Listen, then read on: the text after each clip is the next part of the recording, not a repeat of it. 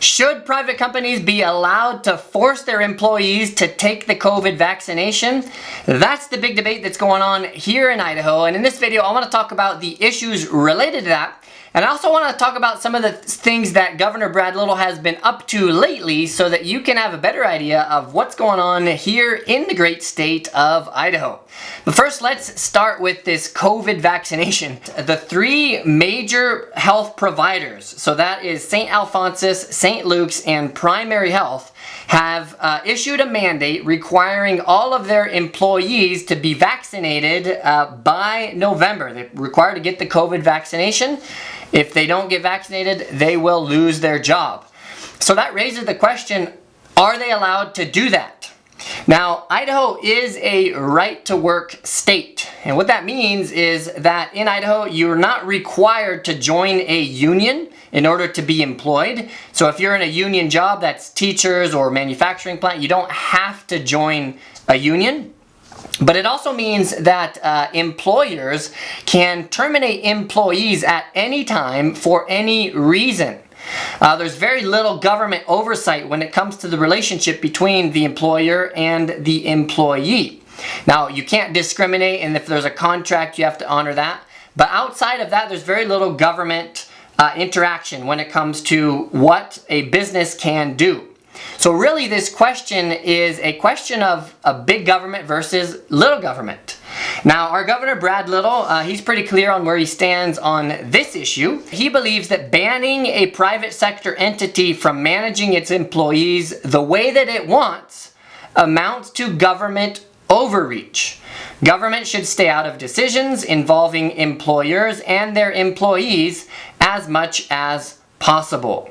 Now, interestingly enough, many people who are in favor of small government are actually opposed to Governor Little's position. They want the government to say, hey, you can't do that as a private business. And the reason they're opposed to that is that the vaccine, the COVID-19 vaccine, has only been authorized for emergency use. It does not have FDA approval, and that's key. We don't have any data on the long-term side effects of this COVID vaccine.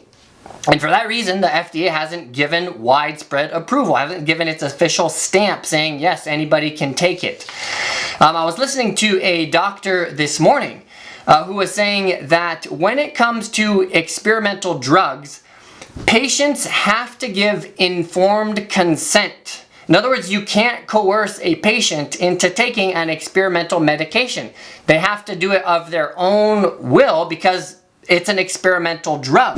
Now, let me just clarify real quick. I am not saying that the vaccine is not safe. It very well may be. Millions of people have taken it, and I may take it myself at some point. What I am saying, though, is because the FDA has not fully approved of the vaccine, presumably there's an element of unknown here. And for that reason, it's different than requiring the hospital workers to take a yearly flu shot or to take a hepatitis vaccine, which they already are required to do. Until the federal government fully approves of the vaccine, not just for emergency use, but it's fully approved by the FDA, I don't think you can force your employees to take the vaccine. I think it should be a personal choice and not a mandate. Governor Brad Little has also been quite active lately. He's done a number of things that have made a lot of Idahoans happy, but he's also done some things that I think have gotten under the skin of our beloved President Joe Biden. A couple weeks ago, Governor Little announced that he is sending a bunch of Idaho State troopers to the U.S.-Mexico border in Arizona in order to help secure the border.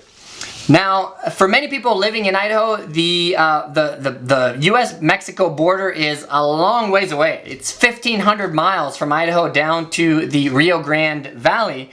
So to many Idahoans, this whole issue might seem like something that is, disremoved from Idaho, but here's why it's important for Idahoans. Drug seizures for meth, fentanyl, and heroin have doubled since Biden came to office. And according to the governor, meth and fentanyl are the most serious and growing drug threats in Idaho. And there's a direct tie to the loose border with Mexico. And the way that meth and fentanyl make their way from Mexico into Idaho is they work their way through California, up into Oregon, and then on through into Idaho. So thanks to those lovely blue states for allowing the meth and the fentanyl to make their way into our beloved state. Now, if you listen to Kamala Harris, there is no problem at the border, right? Maybe there's a bit of a challenge, but there's no crisis. She went and visited the border several months ago, and obviously there was no problem there, right? She went to El Paso, which just happens to be 800 miles away from the epicenter of where there really is the problem in the Rio Grande Valley. But according to her, there's no problem. So never mind.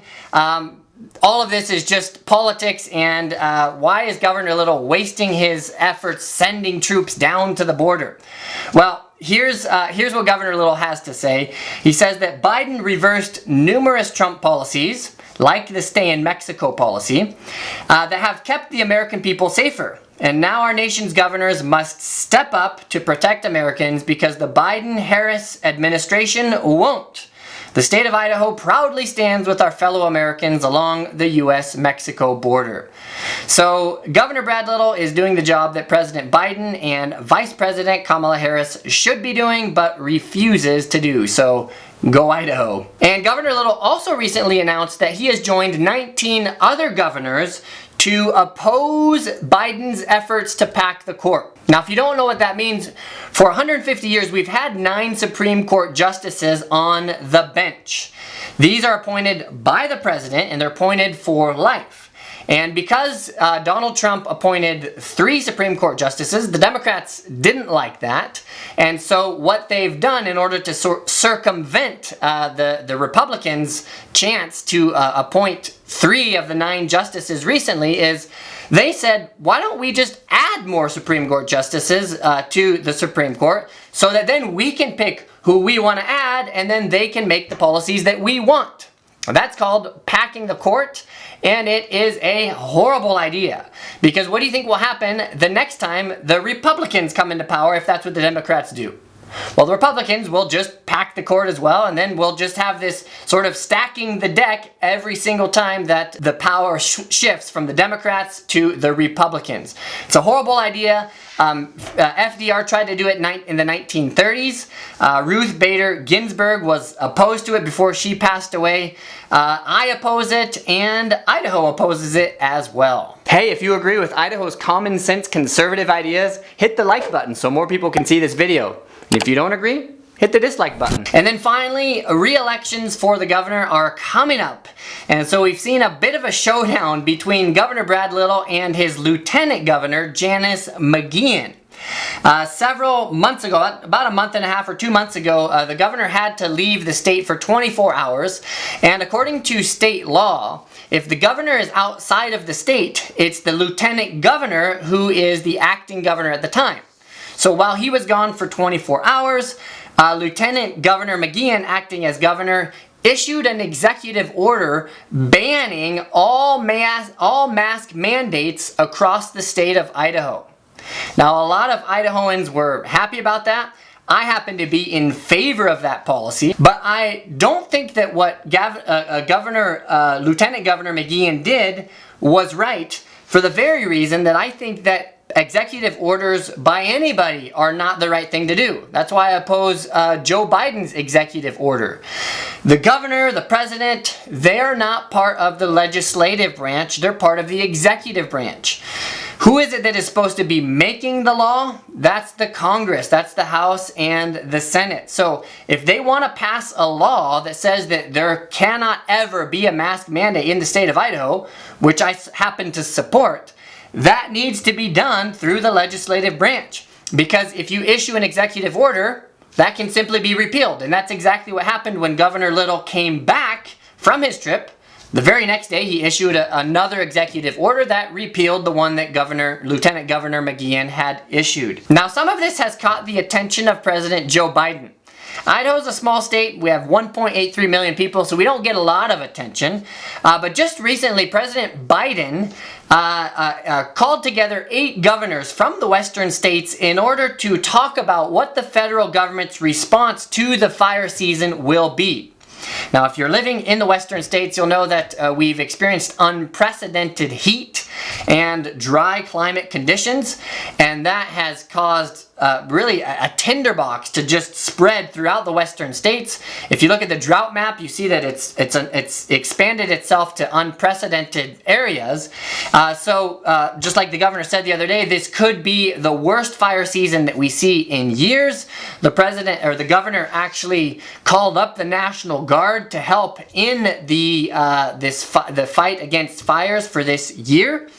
And so President Biden called together the governors from Oregon, California, New Mexico, Nevada, Washington, and California. What do you think that all of those governors have in common? You guessed it, all of them are Democrats. But for good measure, he threw in 2 Republicans. He invited also the governor of Utah and Wyoming to this conference on how to deal with fires in the western United States. Well, who do you think he left out? You guessed it, the governor of Idaho and Montana.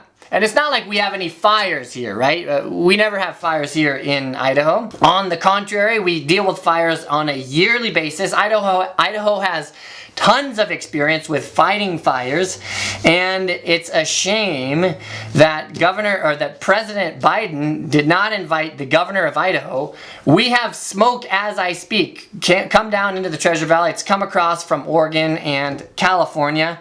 But I'm sure that President Biden had perfectly good reasons for not inviting Governor Brad Little. I probably couldn't find a room big enough for the governor of Idaho and Montana. So those are some of the things that are happening here in Idaho. If you're thinking of moving to Idaho, want to know about what life is like here in the state, want to know what the market is like, and all kinds of other things related to living here in Idaho, hit that subscribe button and the bell so that you don't miss out on future videos. And after you do that, check out this video right here.